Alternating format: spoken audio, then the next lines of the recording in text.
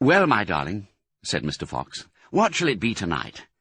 "I think we'll have duck tonight," said Mrs. Fox. "Bring us 2 fat ducks, if you please, one for you and me, and one for the children." "Ducks it shall be," said Mr. Fox. "Bunce is best." "Now do be careful," said Mrs. Fox.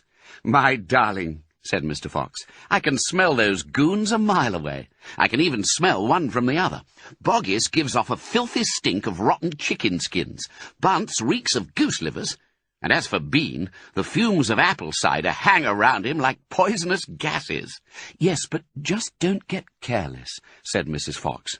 "You know they'll be waiting for you, all 3 of them." "Don't you worry about me," said Mr. Fox. "I'll see you later." But Mr. Fox would not have been quite so cocky had he known exactly where the 3 farmers were waiting at that moment. They were just outside the entrance to the hole, each one crouching behind a tree with his gun loaded. And what is more, they had chosen their positions very carefully, making sure that the wind was not blowing from them towards the fox's hole. In fact, it was blowing in the opposite direction. There was no chance of them being smelled out. Mr. Fox crept up the dark tunnel to the mouth of his hole. He poked his long, handsome face out into the night air and sniffed once. He moved an inch or 2 forward and stopped. He sniffed again. He was always especially careful when coming out from his hole. He inched forward a little more. The front half of his body was now in the open. His black nose twitched from side to side, sniffing and sniffing for the scent of danger.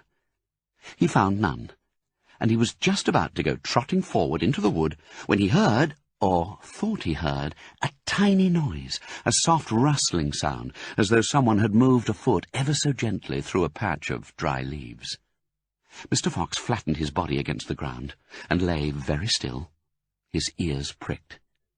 He waited a long time, but he heard nothing more. "It must have been a field mouse," he told himself, "or some other small animal." He crept a little further out of the hole, then further still. He was almost right out in the open now. He took a last careful look around. The wood was murky and very still. Somewhere in the sky, the moon was shining. Just then, his sharp night eyes caught a glint of something bright behind a tree not far away. It was a small silver speck of moonlight shining on a polished surface.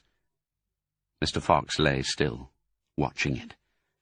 What on earth was it? Now it was moving. It was coming up and up.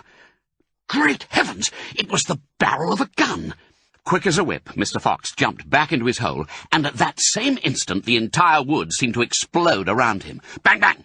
Bang, bang! Bang, bang! The smoke from the 3 guns floated upward in the night air.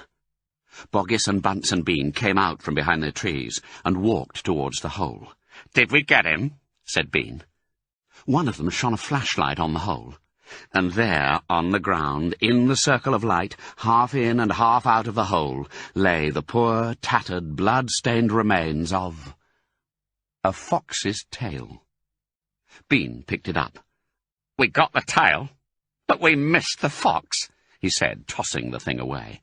"Dang and blast," said Boggis. "We shot too late. We should have let fly the moment he poked his head out." "He won't be poking it out again in a hurry," Bunce said. Bean pulled a flask from his pocket and took a swig of cider. Then he said, "It'll take 3 days at least before he gets hungry enough to come out again. I'm not sitting around here waiting for that. Let's dig him out." "Ah," said Boggis, "now you're talking sense. We can dig him out in a couple of hours. We know he's there." "I reckon there's a whole family of 'em down that hole," Bunce said. "Then we'll have the lot," said Bean. "Get the shovels."